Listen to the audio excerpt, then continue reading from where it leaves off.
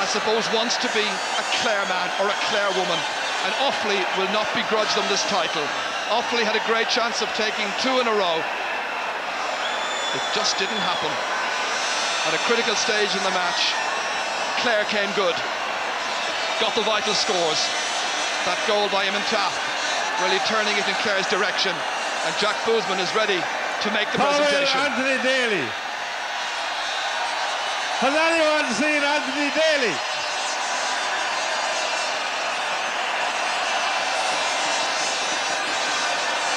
Has that ever happened before? Where is the Clare captain? Well, he hasn't gone AWOL, I tell you.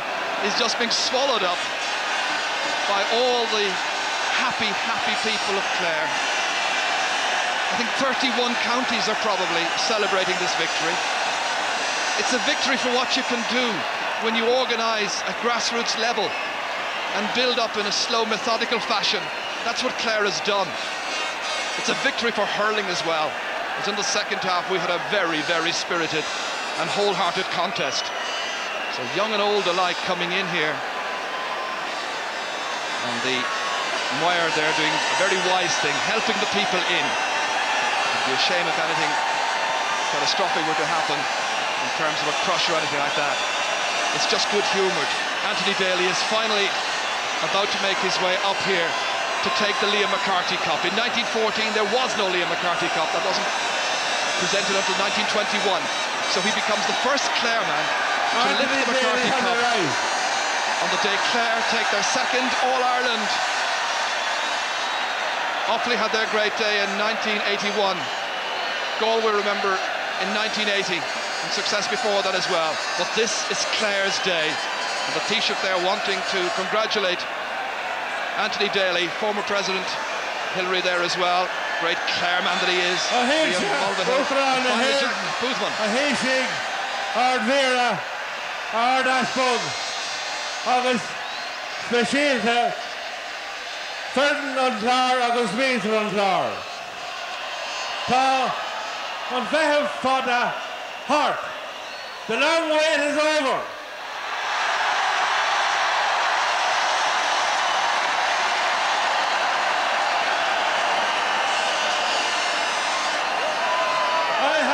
I had a speech lasting about 20 minutes, but I'm going to throw that away because today is a day for celebration. First of all, Tug August, the Ferdinand Clare. The Offaly near Evan Talib in your is keen to come 18 or Ashery Sarawan. This has been a unique occasion for coming to Clare. Scullon, Ardua, Ardan, Ardua, and a victory for Clare after how many years? It is also the first All-Ireland Hurling Championship that has been sponsored. And I'm delighted to have Mr. Colin Storm representing Guinness's, who are our sponsors for this hurling championship. But enough said. Once again, our sympathies to Offaly. Congratulations to Clare, August Leshin, Runaway, Curtinshaw, our captain, Anthony O'Donnell. Perhaps you thought it would never happen. It has. Clare are the All-Ireland Hurling champions, and Anthony Daly lifts the McCarthy Cup for 1995. What a day, and what a year.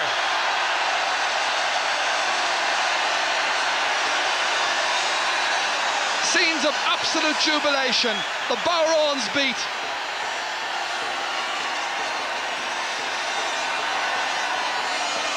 It's a memorable occasion.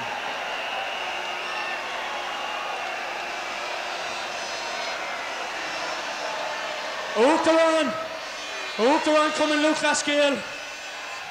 Tá náthas an down orm. An Connolly McCorrick seo. A ghlacha ar san Fernie Morney os Cúndale Tower.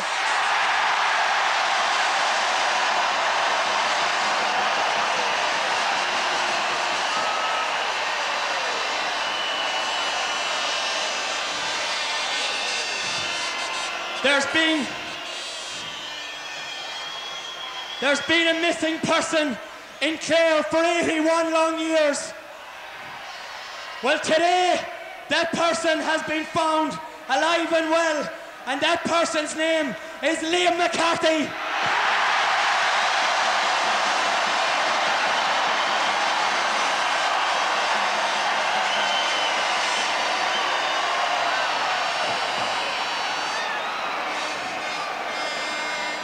In that long period, you, the people of Clare, and every person who ever wore the saffron and blue with pride has suffered much.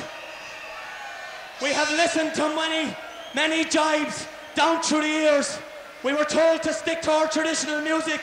Well, in Clare, we love our traditional music, but we love our hurling as well.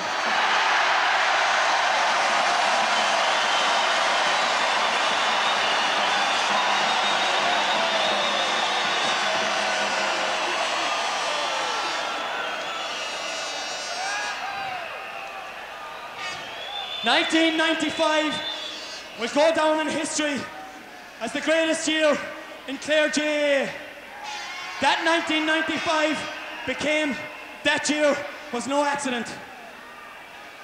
Many people are due many thanks so that today might have become a reality.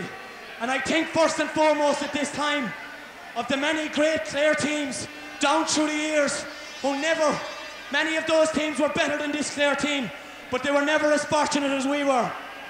Now, we accept this Liam McCarthy Cup on behalf of all of those teams, whoever wore the Clare jersey.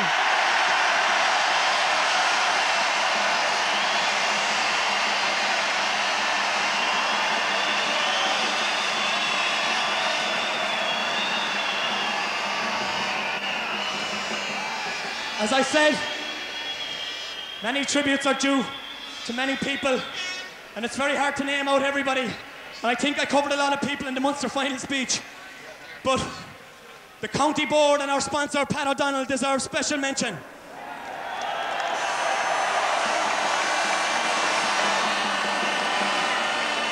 Our medical people, Dr. Padraig Quinn, Dr. Conor Fanning, Colin Flynn, and two others that I think of, Ursula Lucknan and Jojo Horn.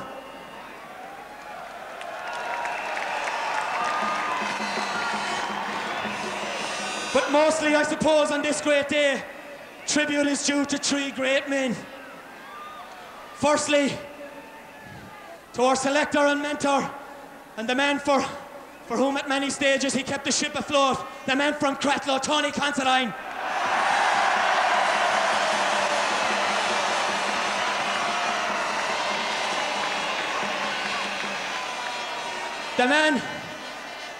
The man who drove us to hell and back and broke our backs in Shannon, in Crusheen, everywhere we trained.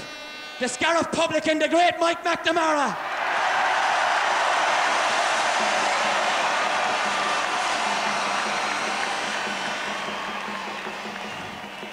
And finally, the man who would die and has died for Clare hurling, and so that this day his obsession might become a reality. A man who gave every last drop of sweat and blood he had, the great Ger Loughnane.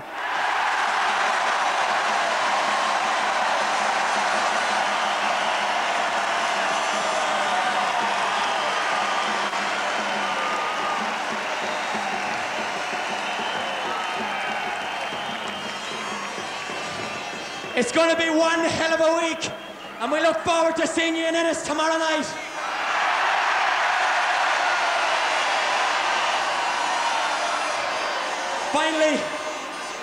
Finally, we say to Offaly, for many years, you have been our inspiration. We looked at your success story and said, why can't we achieve that? And we thank you sincerely for a great struggle today, and we know that Offaly hurling is so strong now that it'll be back again. 3 cheers for Offaly. Hip hip! Hip hip! Hip hip! Come on, the banner!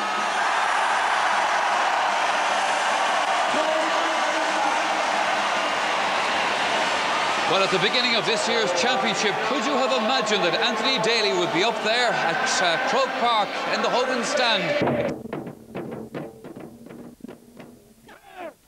I've waited 63 long years, we'll wait around no more. You ain't heard nothing yet till you hear the banner roar. I've just asked him to give him that last ounce for Clare for these 35 minutes. You think you're going to do it? We're going to do it.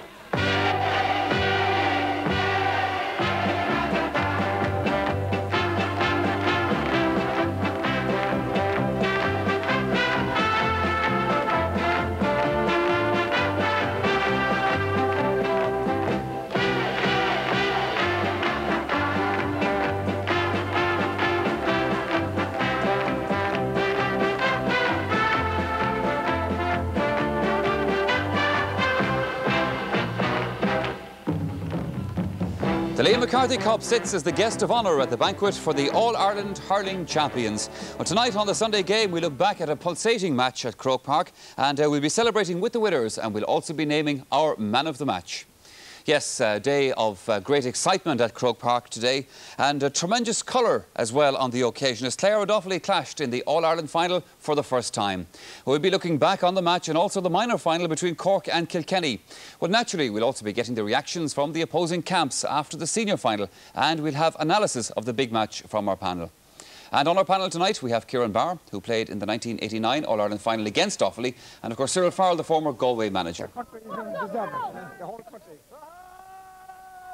Oh, it was fantastic, absolutely brilliant. We're delighted. We're going back to Ennis to celebrate now. Exciting game, beats baseball, football, everything. Most of my legs gave up at half time. I thought we were done from the goal within, but we came through in the end. There's great heart in that team. We'll be back again next year. Hey, up the banner! Up Clare! Whoa! Come on, that is warming up my false team. Yeah! Best of luck! I'd say there's been a few more yahoos out of him since, yes, the puncher's view of this afternoon's All-Ireland hurling final. Well, on that note, it's time for us to head over to the Clare Victory Banquet at the Barclay Court and join Marty Morrissey and Ger Canning. Thank you very much indeed, Michael.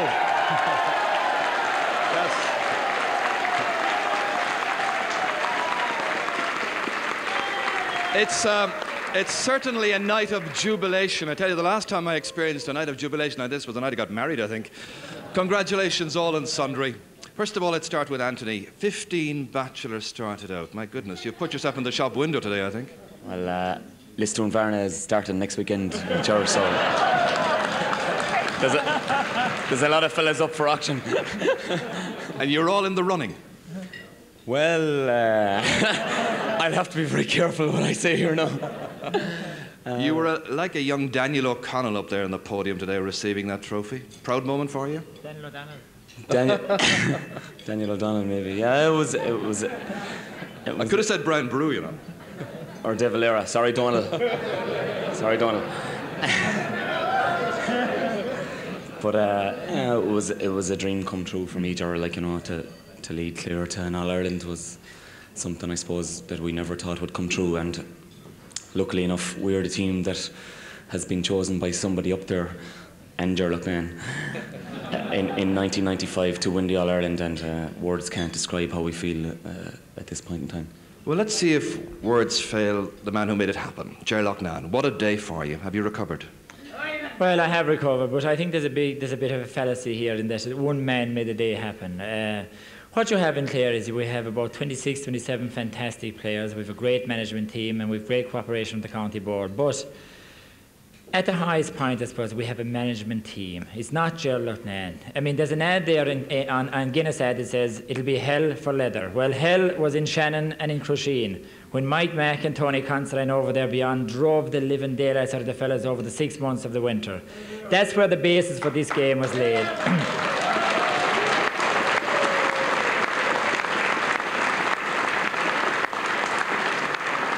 You know, and what about the 7 o'clock starts, Ger? Yeah, well, we had 7 o'clock starts, and we had 7 o'clock in the morning starts, 7 o'clock in the evening starts, and I think there was too much made about the early morning starts. But, like I must say, the game was won by players on the field. It's not anybody in the sideline wins games. It's won by players on the field and great subs. Those are the people who win the game. Ladies and gentlemen, Ger Loughnane, and of course the winning captain, Anthony Daly. Well done. Indeed, mentioning bachelors, two people who are still very much single is Frank and Brian Lohan. May I ask, are you looking for two sisters, twins, or what? Anything will do, really. You know yourself.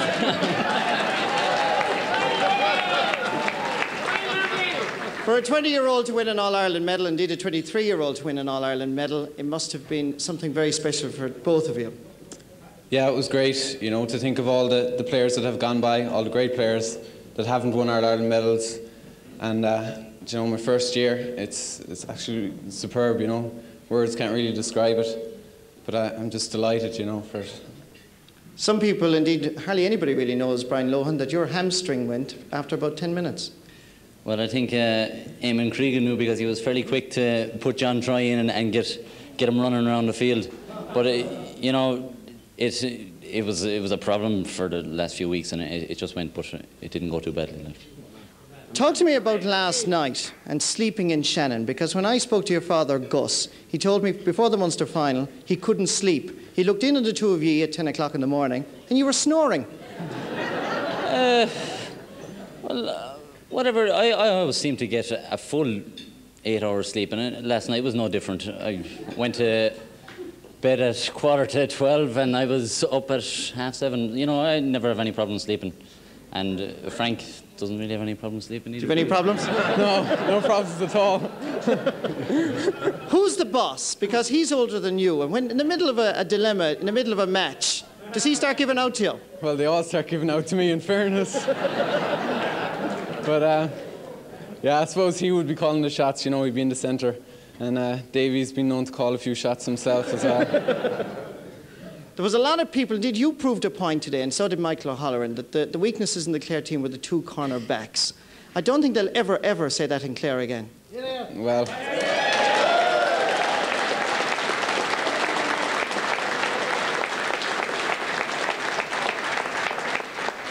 I just think the defence as a whole has been very strong throughout the whole campaign, and you know, maybe the two cornerbacks were a weakness, or maybe they weren't. But I think two of us played well today, and you know, I think we've played well all through. But you know, it's a unit rather than individuals that count, and that's the way we try and do it. Well, congratulations and the best of luck in the woman hunting as well for the next couple of months. Ladies and gentlemen, Frank and Brian Lohan.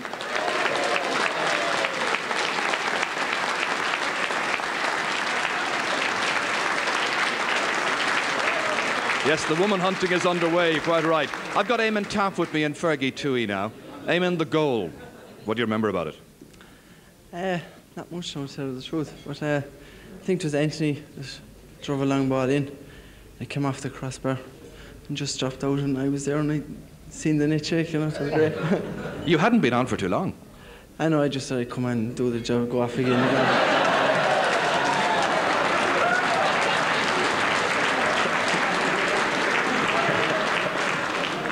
Fergie, he did a little job all right. He did, yeah. It was a master stroke, all right. You had a great game. You enjoyed yourself. I did, yeah. It was nice to be left on for 70 minutes. Subtle dig there. Did you feel you had a point to prove? I think every day you wear the county jersey, you have a point to prove because there's so many people that want to wear it. And an All-Ireland occasion, an All-Ireland final is very unique. There are people all over Clare, all over Ireland right now watching this, but in particular all over Clare. What do you want to say to them? They're very proud of you. You must indeed be very proud of the support you got there today. Oh, yeah, I'm very proud of the support, and I'd just like to say enjoy yourselves, and we'll see you tomorrow evening, and keep the faith. Ladies and gentlemen, Eamon Taff and Fergie Toohey.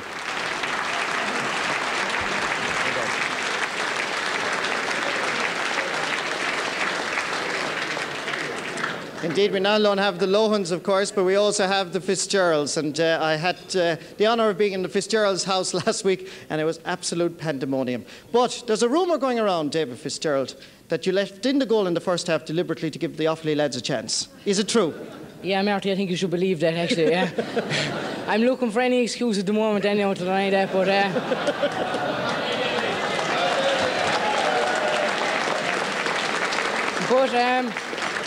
being totally honest about it, it was a mistake. I've had a lucky year so far. I've got a lot of breaks and things have gone right for me. But today, for that split second, it didn't actually go to a right. But we recovered all right anyway and went on from there. You made some great saves in the second half. But there was one in particular I thought that was inspiring. The one that was actually going over the bar. Well, I think it was Johnny Dooley had a free. I don't know, was it? There were 2 or 3 points up. And I just kept my eye on it and caught it. And I was just delighted to tell you the truth that worked out because inside half-time the lads showed great faith to me and great trust, you know, and I was just determined I wasn't going to let them down in the second half because I knew we'd come back and fight till the end, you know. Pat Fitzgerald, being county secretary and being father of the goalkeeper must be unique. The pressure that you've been under is remarkable. I suppose, Marty, it's an honour really, rather. Whether it's unique or not, I don't really know. I must say, you said last week was one of the most enjoyable weeks I had. I can tell you it was a bit hectic at times. But I thoroughly enjoyed it, and certainly today was the crowning of that week. I was going home, passing through Kilnamona. There was a teddy bear up in a pier, and it said, "Up Clare, but any spare ticket?" What about those tickets, Pat? Well, I suppose in the early part of the week there was certainly a lot of anxiety about tickets, and even in the latter part of the week, even up to last night, I think about 11:30. And one of the things I was thinking about was himself here, so I'll make another excuse maybe for him, that he couldn't sleep properly. But I think that most people got tickets at the end of the day, and I must say that in the beginning I thought, well, 7,000 odd tickets, look, we have no chance. But I must say, in fairness to Croke Park, they continued to come in little dribs and drabs and 1,000 at a time. And I think at the end of the day that most people did have a ticket. And I think if you looked at the audience there today, I think you would see that we had some support. I have to ask you, that's putting it mildly. Very briefly, one very last question. In a private moment, because I know you have been under pressure, what did you say to David after he won an All-Ireland medal? I don't think, Marty, I even saw him after he went, to be honest with you. I suppose I just said, well done. He was probably a little disappointed maybe about the goal, but I think at the end of the day, none of us, I think, at this stage realise. For many years now I have sat at home and watched a Sunday game and heard people say, well, it hasn't sank in yet. We really don't know what it's like. And I suppose it's the same with us. And I don't really realise that we have won it yet. Well, I think it'll sink in from Kilbeha to Kilkishen by the time we reach Clare tomorrow night. Yeah. Fitzgerald's, David and Pat, congratulations. Well done.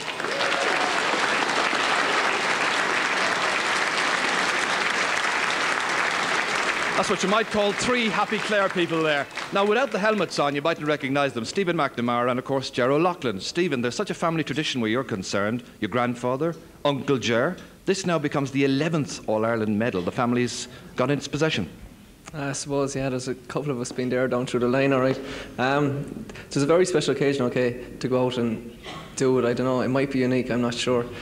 But to go out and win it the first time for Clare since 1914 was very special. Certainly was. You played a great game. Ger, where did the Sparrow nickname come from? It's even on your hurley, I've seen it. It is, yeah. Most people probably wouldn't know me now unless through the Sparrow. But no, it basically how it came from was that many years ago now, about 25 I think, my brother Victor would have been ready for school, I'd say 4 or 5, and I caused such a fuss that my mother threw me out the door as well, and I was only 3 at the time and about 12 inches high, you know, so that's really where it came from, I think, you know, and somebody at the school started saying, a right little sparrow, that guy. But you eat a healthy diet, there's no bird food? No, not really, no. I eat what most people eat, yeah. It was a great, good answer. Great day for Clare. Brilliant day, yeah.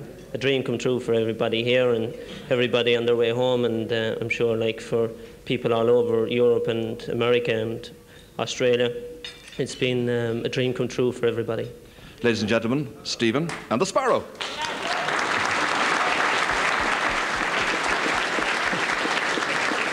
Little did I think indeed When I was a student in Flanagan's and this man was teaching me physics and maths, we used to always try and dodge class by getting you to talk about hurling. If you were in Flanagan's now, Bishop Willie, by God, you'd talk about hurling tomorrow. Indeed, we'll talk about hurling for a long time in Clare after this year. It's just a real dream come true. It's one of the things I suppose we dreamed about for so many years, and I suppose never thought it's even better. Somebody asked me this evening, it's even better than what I dreamed about. Last night, when you spoke to the man himself, just very briefly, what did you say to him? Well, knowing that he couldn't take sides, I just asked him if there was the odd break going, you know, that he might put it in our direction. Are you satisfied that he did a good job? Well, I'm satisfied that the players and team management did a heck of a good job, and we'll leave the rest to the Lord. Well, we'll leave it to you too, Bishop Willie. Bishop Willie Walsh.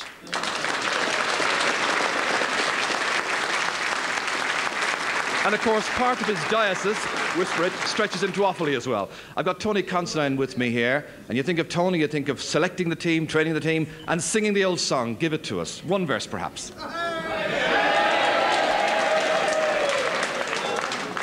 Oh, my lovely Rose of Clare, you're the sweetest girl I know.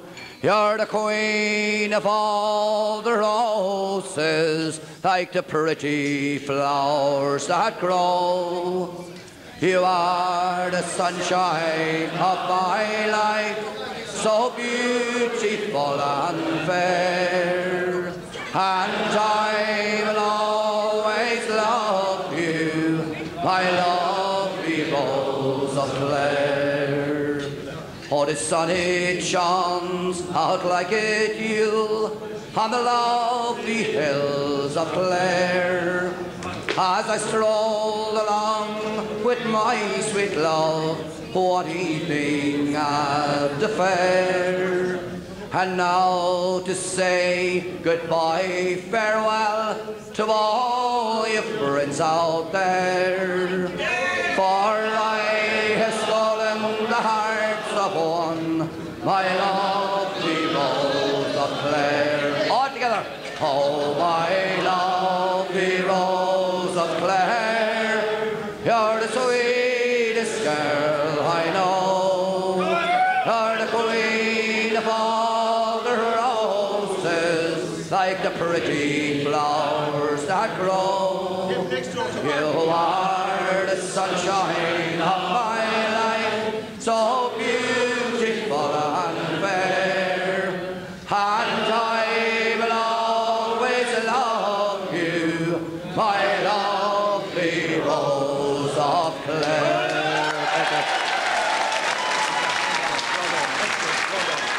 Yes, well, we're going to take it back to studio for just a few minutes because we here on the Sunday Game have the pleasure of selecting the man of the match from the All-Ireland Hurling Final. And to announce who that will be, let's ask Kieran Barr. First of all, I'd like to state that Clare, I think, have proved that they're not quitters and that they're not chokers. I think a lot of people in Munster probably thought they were. And I'd say that I have to pick one of their backs because I think their back line today was outstanding, and I've picked a guy who for me epitomises their strength and their courage and that fact that they're not quitters, and I've picked Sean McMahon, their centre half back, as man of the match. Well, that's our man of the match then from this year's All-Ireland Hurling Final, Sean McMahon.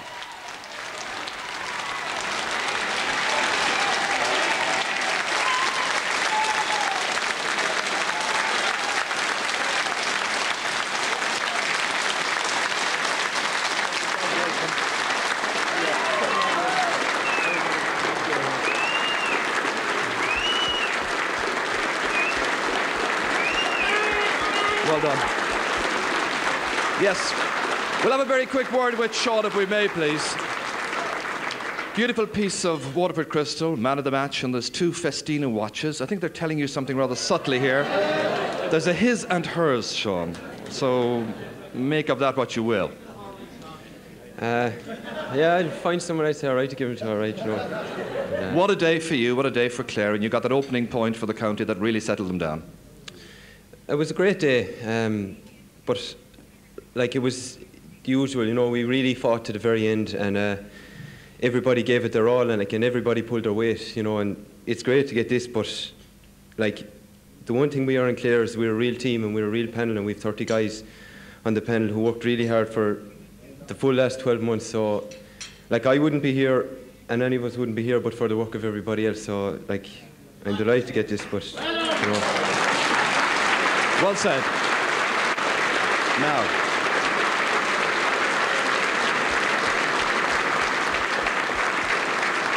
as an additional little bonus this year, because of course Guinness are the sponsors of the Hurling Championship, there will be an opportunity for you and your partner to come to Dublin for the football final, where you'll be hosted and dined. You'll be in their banqueting area. You will have accommodation overnight and a chance perhaps to think of the future plans for the future Mrs. McMahon, and to perhaps to present you with that, Liam Sheehan, marketing manager of Guinness, is here. Liam.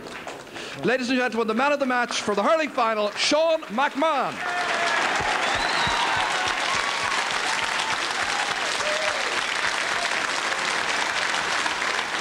Yes, and our congratulations to Sean. And that brings us almost to the end of the Sunday game for tonight. Now, before we go, just a word about next week's programme, because that will feature the All-Ireland Under-21 hurling final between Kilkenny and Tipperary, plus the replay of the All-Ireland Under-21 football final between Mayo and Kerry. That's here on the Sunday game on 2 at 9 o'clock. But for tonight, we say well done to the Miners of Cork on taking the underage title at Croke Park for the first time since 1985. And of course, the heartiest of congratulations to the seniors of Clare. Well, it's been a long time coming, but I'm sure that they'll agree tonight it's been worth the wait. You, the people of Clare, and every person who ever wore the saffron and blue with pride has suffered much. We have listened to many jibes down through the years. We were told to stick to our traditional music. Well, in Clare, we love our traditional music, but we love our hurling as well.